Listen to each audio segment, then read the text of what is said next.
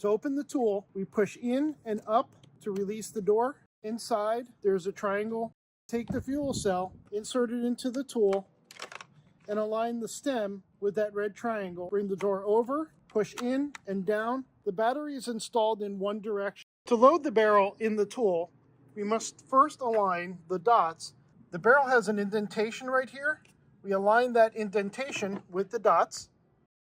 And then once it's in the tool, we turn the outer ring a quarter turn, and the barrel is now locked in place. We need to prime it for the first shot of the day. Install a washer over the barrel, push it through the insulation to bottom out, release the tool. Now it's ready. We're going to reset the tool back in, push it all the way down, pull the trigger, and that's it. The last thing to do is push this cap over the hole of the washer.